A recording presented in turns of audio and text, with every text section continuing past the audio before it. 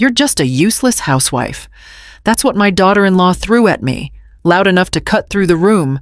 I was standing by the ovens, hands wrapped in a towel that was already damp, grease smell, burnt metal, the kind of injuries and heat I'd grown used to over decades in community kitchens. I didn't answer. I smiled instead.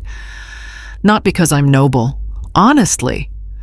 Because my brain froze and that was the only thing my face knew how to do. A few minutes later, her millionaire friend walked straight past her, straight to me. I heard him say he'd been trying to meet me for 4 months. That part comes later. Right then, I was just the woman with scarred arms and a dumb smile. The burns weren't new. Some were old, shiny like plastic. Some still angry. Industrial ovens do that. Community fundraisers. Church kitchens. Events nobody wants to run, but everybody wants credit for. I worked them because someone had to. Because I said yes too fast. Again. Nobody ever asked about the burns. Not my son, not his fiancée. They assumed I was clumsy, unaware I'd managed every kitchen event for years, or slow, or bored enough to cook all day. I let them think that. Probably a stupid choice. I've made a few. My name is Maren Caldwell, 67. I stayed in the kitchen that night because it was easier than explaining myself. And because I thought staying useful was the same thing as staying welcome.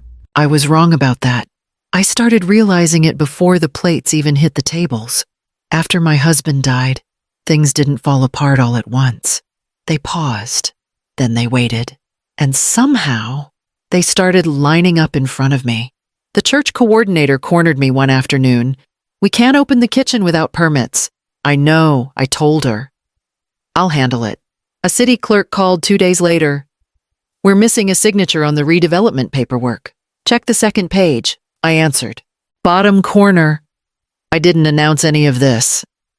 I didn't correct anyone when they kept calling me a housewife like it explained everything. Honestly, it was easier to let them think that. Less noise. My son once muttered, half joking, "Mom's good with this stuff. Mom's good with this stuff." My son said, "Good."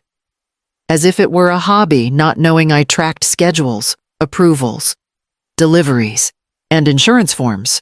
Like I wasn't the one making sure the ovens turned on and the checks cleared. When Alyssa bragged about donors or connections, she never mentioned my name. She didn't know it belonged there. Or maybe she knew and liked pretending it didn't.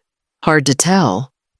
One night, a volunteer asked, "Who do we talk to if something breaks?" I shrugged.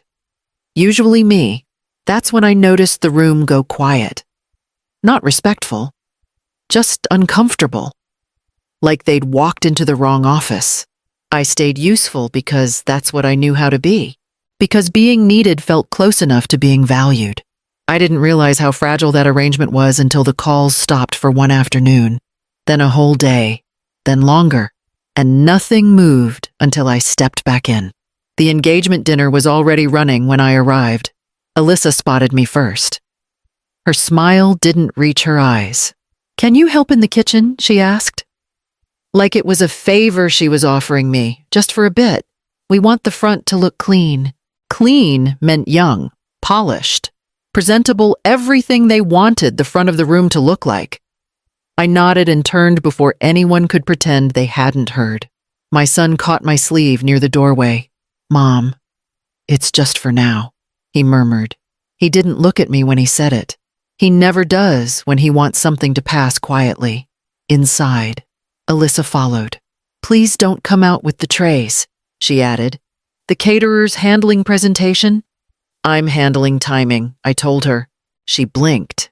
Right, timing. Guests drifted past the door, laughing too loud. Someone asked for more wine. Another voice complained about seating. Alyssa moved fast, fixing napkins, straightening shoulders, steering people away from where I stood. At one point, a woman I didn't know peeked in. "Are you family?" Alyssa answered before I could. "She's helping, like I'd wandered in off the street, invisible except for the work I actually did behind the scenes. My son appeared again, eyes flicking between us. "Everything okay?" "Perfect," Alyssa replied. Then, to me, quieter, sharper. "Just stay here." I did. I lined up plates. I adjusted heat. I counted minutes in my head. I stayed where I was placed, because that's what I'd been doing for years. And because part of me still believed that being useful would keep me visible. It happened in the doorway, half in, half out. Enough people around to make it stick. Alyssa stopped me with one hand on a tray. Her voice dropped, then lifted just enough. "I told you not to bring that out here. I'm keeping it warm." I told her. Timing matters. She laughed, not loud, tight. "You always think you're running things." My son hovered behind her, eyes on the floor. He shifted once, didn't step in. Alyssa turned so the room could hear. "You're just a useless housewife." The word useless hung there. Nobody gasped. A couple people looked away. One man cleared his throat like he'd swallowed wrong. That was it. I felt heat in my wrists, the towel slipping. I steadied the tray against my hip. "I'll put it back," I told her. My voice came out flat, more from muscle memory than intention. That surprised me. She leaned closer. "Do that. And don't come back out." Someone at the table asked for more wine. Alyssa snapped her fingers at a server, already moving on. The party kept breathing. My son finally looked up. "Alyssa, maybe—" She cut him off with a look. He closed his mouth. That was the moment, not the insult. The silence after. I turned toward the kitchen. Every step felt counted. I passed faces that knew me, or thought they did. No one stopped me. No one followed. Inside, I set the tray down too hard. Metal rang. I stood there with my hands shaking, burns stinging, smile creeping up without permission. It wasn't brave. It was muscle memory. What I do when I'm expected to disappear and still keep things moving. Alyssa liked dropping his name like it was a credential. Evan Rowe. She'd slip it into conversations the way people slide business cards across tables. "Evan thinks the project has potential," she'd tell my son. Smoothing her dress. "Evan's schedule is insane." She'd add to guests. "But he's generous." I'd heard the name long before I ever saw the man.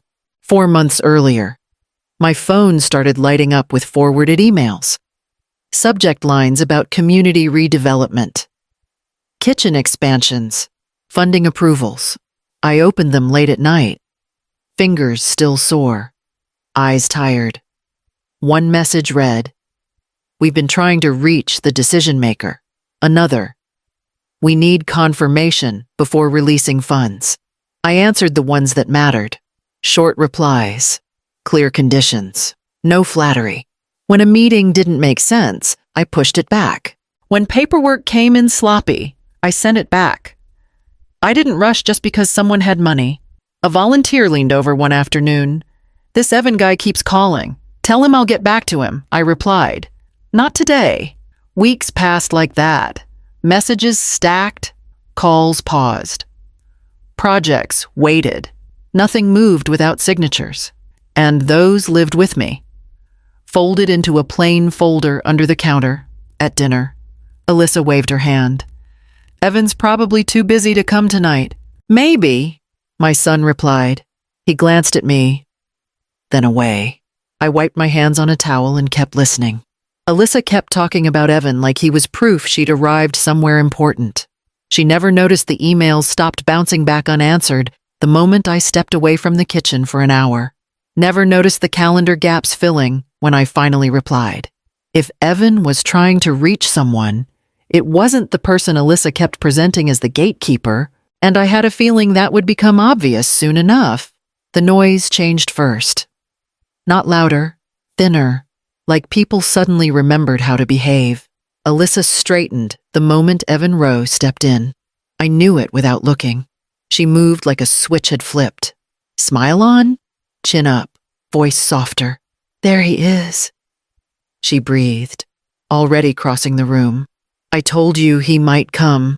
My son followed half a step behind her, hands open. Unsure where to put them, he tried to match her pace. He couldn't. Evan paused just inside the doorway, not scanning faces, not impressed. He checked his phone, then the room, like he was confirming coordinates. Alyssa reached him. Laugh ready, Evan. I'm so glad. He nodded once. Polite. Distracted. Good evening. She launched anyway. I've been telling everyone about the redevelopment timeline, the kitchen upgrades. The donors are excited. He didn't slow her down. He didn't speed her up either. He let her talk while his eyes moved past her shoulder, past the tables, past the bar, toward the kitchen where the real authority waited. I felt it then. Not fear, not pride. Pressure, the kind you feel before something breaks or holds. Alyssa touched his sleeve. You'll love the setup. We kept everything clean, minimal. He stopped walking. Looked at her hand like it had landed by accident. I'm not here for decor. The smile on her face didn't crack, but it thinned. Of course. Business first. Always, he replied, already stepping around her. Someone whispered my name. Not loud. Like it slipped out before they could stop it. I kept my eyes on the counter. My towel was folded wrong. I fixed it. I knew this moment had been circling for months. Emails waiting, calendars stalled, decisions held. I didn't move, didn't wave, didn't announce myself. I'd learned the difference between being visible and being found. Alyssa reached him first. Of course she did. One hand already lifted. Smile rehearsed. Evan, you made it. She started, voice light, almost playful. I wasn't sure you... He didn't stop, didn't even slow. He stepped around her like she was furniture that had been placed wrong. The room shifted, chairs scraped, someone inhaled too loud. Evan kept walking. Straight line, no hesitation. He stopped in front of me, eyes steady, as if he'd finally found the person actually controlling access to the project. Maren Caldwell, he asked. I nodded. My hands were still wrapped in a towel. I hadn't planned on moving. He exhaled, just once. Relief, not drama. I've been trying to meet you for 4 months. That landed hard. I felt it ripple. My son's face drained.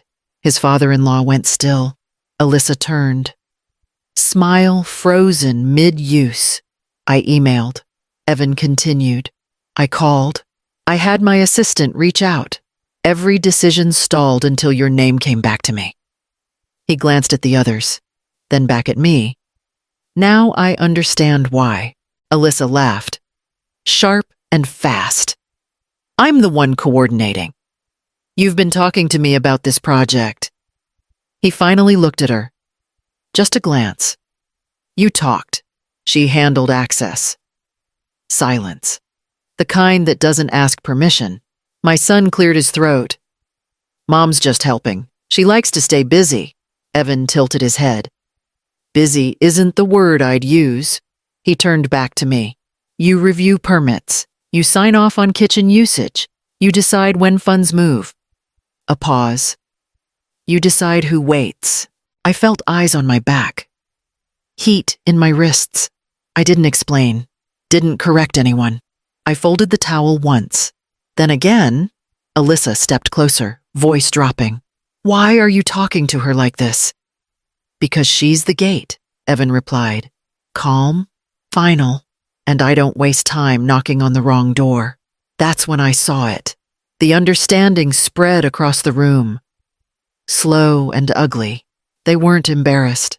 They were afraid. They knew what stopped when I stopped. How quiet things got when I didn't pick up. I met Evan's eyes. I'm working tonight. He nodded. I can wait. I didn't smile then. Not yet. But something inside me loosened. Not triumph. Release. For the first time that evening, nobody asked me to move aside. Alyssa found her voice again. It came out sharp, like she'd been holding it between her teeth. "This is ridiculous," she snapped, stepping into my space. "You planned this." I stayed where I was. The towel was still in my hands. I kept folding it. Small, neat. She laughed. Too loud. "You're jealous. That's what this is." She spat, pointing at my hands, implying I resented her for recognition I never sought. Her eyes flicked to Evan, then back to me. "You can't stand that I have friends like him, that I built something." Evan didn't answer her. He looked at the floor, then at my son. My son looked at the wall. "You hide in kitchens," Alyssa went on. "You play busy, and now you want credit." She shook her head, breath fast. "You're ugly about it. Ugly and bitter." My son finally moved. "Alyssa, stop." She rounded on him. "Don't tell me to stop. She's doing this to me." She pointed at my hands. "Look at her, standing there like she's better. I wasn't better. I was tired. There's a difference." I thought about correcting her. I thought about explaining the emails, the permits, the calendar holds. I didn't. Explaining would have fed the wrong thing. Evan spoke once. Calm. "No one's taking anything from you." She stared at him. "You don't know her." He nodded. "I know enough. That broke something." Alyssa's voice went thin. "You think you're so dignified." She threw at me. "You think staying quiet makes you important." I felt the tears then, not falling, sitting, heavy. I smiled anyway. I swear I didn't plan it. It just happened. Muscle memory again. If you've ever been blamed for a storm you didn't start, you know that smile. Alyssa saw it and lost the rest of herself. "There. See," she barked to the room. That face. That smug face. No one backed her up. Not even with a word. The silence did the work. She stood there, arms tight, breathing hard, realizing something she hadn't prepared for. I wasn't fighting her. I was stepping away, and without an enemy. She didn't know where to stand. I didn't plan the smile. It showed up before I could stop it. Right there. While Alyssa was still breathing hard, while my son looked like he wanted the floor to open, Evan shifted closer to me, not touching, just close enough to signal something. "You okay?" he asked. Low. "I am," I told him. That surprised me. It was true. My son finally found his voice. "Mom." "I didn't know." He started. He stopped when I looked at him. Not angry, just done pretending. "I know," I replied. 2 words. They landed heavier than a lecture. Alyssa scoffed. "Of course you're enjoying this." "No, I'm letting it pass without giving her more attention than necessary." She blinked. "What does that even mean?" "It means I'm not explaining myself anymore." I wiped my hands on the towel and set it down. "I'm tired." Evan nodded once, like he understood something private. "You've been carrying more than paperwork." I laughed then. A short sound. Tears finally spilled, hot and quick. I didn't hide them, didn't dramatize them. I smiled through it because the weight had shifted off my chest and onto the floor. I swear. My knees felt lighter. My son reached for me. I stepped back, not to punish him, to stand on my own. "I need air." I told Evan, "I'll walk you out." He offered. Alyssa shook her head. "Wild. You can't just leave. I picked up my coat. I can..." We moved toward the door. Conversations tried to restart behind us. They failed. The party kept going, technically, but something essential had already walked out. At the threshold, Evan paused. "When you're ready, we should talk. No rush." I nodded. "Tomorrow, outside." I breathed like I hadn't in years. I didn't feel victorious. I felt clear. That was new. And I knew when I went back inside, if I did at all, It wouldn't be to keep things running for anyone else. I didn't make a speech after that night. I didn't send a message. I just stopped showing up where I'd always been expected. The church coordinator called first. "We can't open the kitchen this weekend. I won't be there." I told her. A pause. "So, who signs?" "Someone else." My son came by 3 days later. He stood in my doorway like a teenager again. "Mom?" Alyssa's upset. "I know," I replied. "She says you embarrassed her." I wasn't trying to. I said, "I just left." He rubbed his face. "The paperwork for the grant is due. I'm aware. So it won't be." That was the pattern. People reached out when something stalled. Permits didn't move. Deliveries didn't arrive. Meetings stayed on calendars without decisions. Nobody yelled. Nobody apologized either. They just sounded confused, like a machine had stopped and they couldn't find the switch. Evan called once. "I respect boundaries," he said. "When you're ready, I'm here. I appreciate that." I told him, and I meant it. Alyssa never called me directly. She sent messages through my son. She's being dramatic. She's doing this on purpose. I didn't respond. Silence does not argue. It just changes the temperature. Here's the life part. I'll say it plain. Because I wish someone had told me sooner. Being useful can feel like being loved, until the day you step back and stop handling their events. Then you see who valued you and who just valued the work you did for them. If your value disappears the moment you rest, that wasn't value, that was convenience. I started choosing where my time went. One afternoon, a week at the kitchen. One morning for myself. No explanations attached. The burns healed slowly. The habit of saying yes took longer.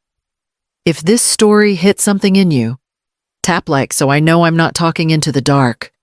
Leave a comment if you've ever been the quiet one holding things together. Subscribe if you want more stories like this. The ones that don't wrap themselves up neatly. I didn't go back to that table. I built a smaller one somewhere else. It's quieter. Fewer chairs. Enough room to breathe. And for the first time, nobody expects me to stand behind it.